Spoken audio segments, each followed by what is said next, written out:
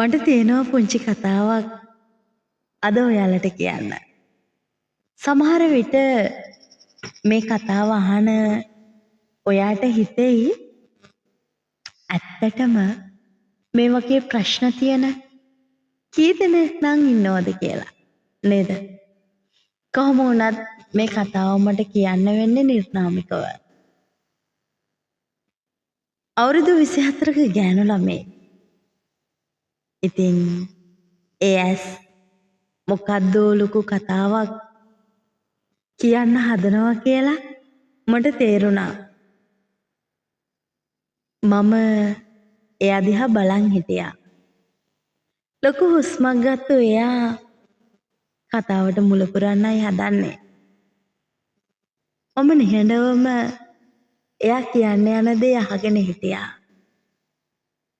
ඇත්තටම